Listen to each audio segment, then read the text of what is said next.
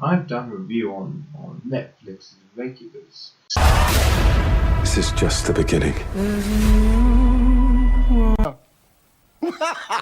However, 2011's Ironclad movie, depicting the tumultuous events of 1215, is a particular exception.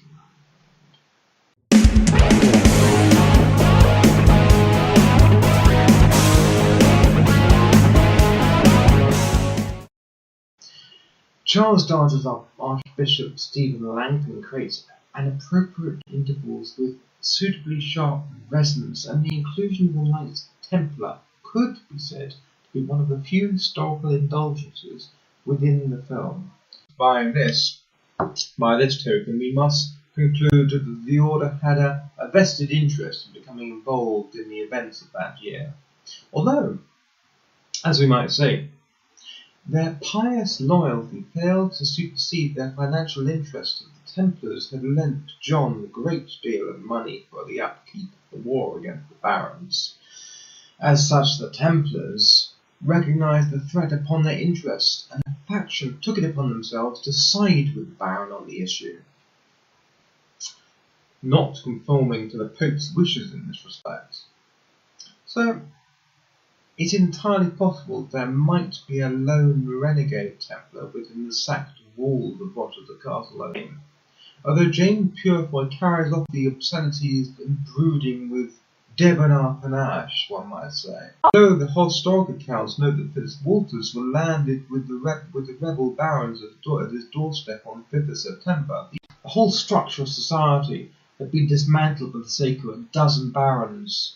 John, his mental purity was tenuous at the best of times, but this last rebuttal of his power completely thrown him. In Ironclad, Reginald de Cornhill had not yet come to terms with the reality that the first draft of Magna Carter was a failure in subduing the king.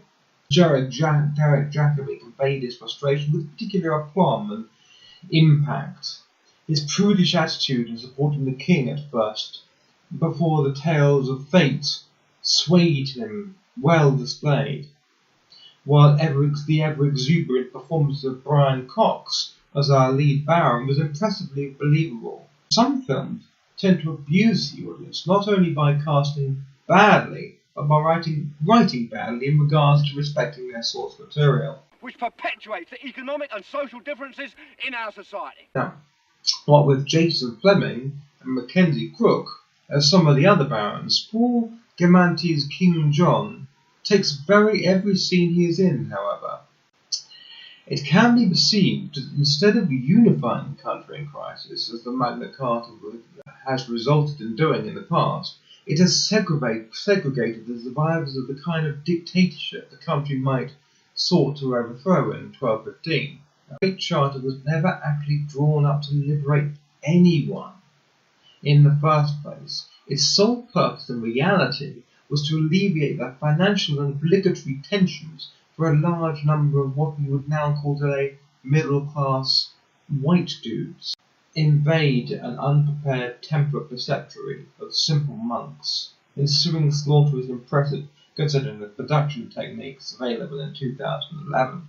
The Danes, they've already arrived and occupied the area, although in the film it is contained that such a cause is righteous as opposed to self-motivated on the part of the autocratic nobles represented by Brian Cox. It was the second week of October when Albany stormed the unoccupied Rochester Castle with a force estimated between 90 and 140 knights. Although his autocratic and mechanistic description did not stop the magnificence of Brian Cox's character acting in a forming a fatherly relationship with Marshal Squire Guy, who plays a pivotal role in the subsequent film, despite the fact that the sequel went down the box office like a lead balloon.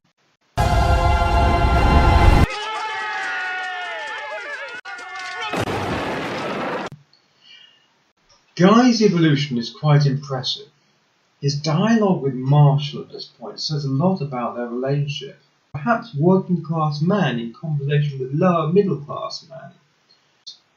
There was little sign of compliance portrayed when the autocratic figure of Paul Gamarti's King John declares his first demands across the battlements in typically melodramatic style, which is with Danish mercenaries. Played out with depth and a grudging authenticity, we get to see the desperation and humiliation of John has in acceding to the demands of the castle crowned. The siege engines used in the first attack were of a compelling and authentic nature as well. The rubble smashed into the side of the castle with authentic rush for the audience. By October, though, things were looking rough, and the tension mounted by the 15th of the month. Starvation had begun to become a major issue. But Thomas Marshall steals out of the castle one night and pilfers supplies from John's camp. His character development can be tenuous at times, but with the continued predilection the script has for playing on the sexual angst of Thomas Marshall and Reginald de Cornhill's estranged wife. Now, throughout this, the committed performances that drive the plot forward are essential. It is almost essential to realise by this point that we should not lend ourselves too much to an over-reliance on historical accuracy, as I mentioned before, I think. For a start, we have the relationship between the Squire Guy and the other characters. The renegade Beckett, for example, delivers a fractious and grating performance as in the moral reprobate next to the moralistic attendant of Thomas Marshall, all of which counterpoints the quite quiet moments between the two of the other rogues. Other noteworthy performances go to Kate Mara, who, although does spend the majority of the time mooning over James Purefoy as Thomas Marshall, there is never any way in which Gerard Jacobs' performance as Reginald de Cornhill can be ignored. Although stemming with intent to sway away from the battle, despite the fact that historically he is all for it, there is little doubt that he is severely underutilised here. James Purefoy's Marshall steals the entire show, however, and dominates nearly every scene he is in, a lot of the time without even saying very much at all. Now, almost a month and a half passed between the displays of angst and misery stuck inside the wretched castle, and it is displayed most cunningly with the apparent ease to the audience. In the ongoing struggle to stay alive and bring us up to date, Charles Dance's Stephen Langton voiceovers the events leading from August to October. Pig fat was highly valued as a flammable material,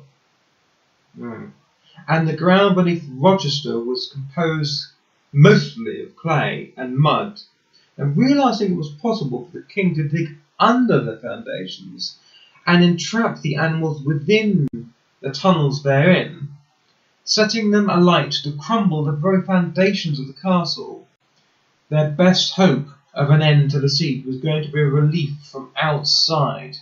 This was looking less and less likely.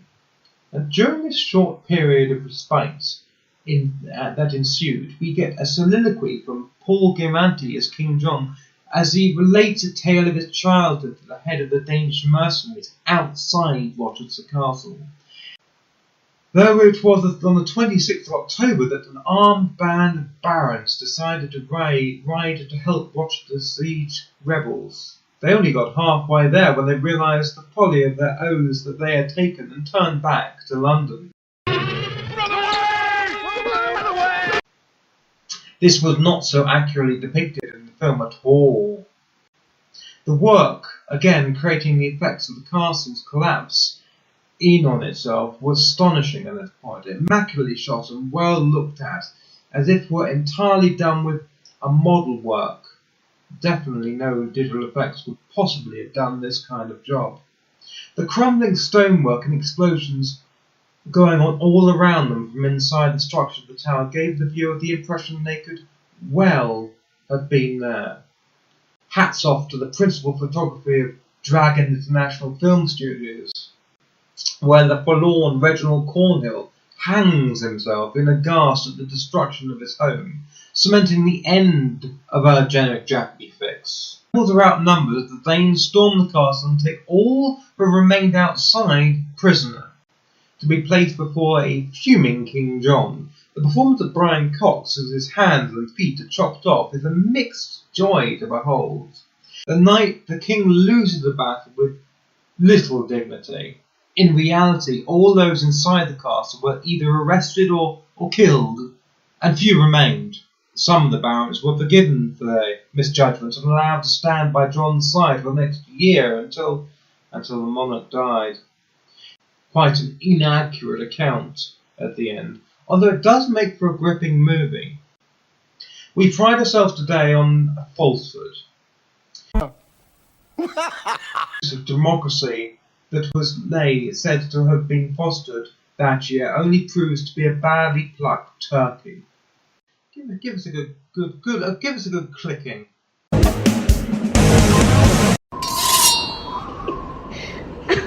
Shakanaka.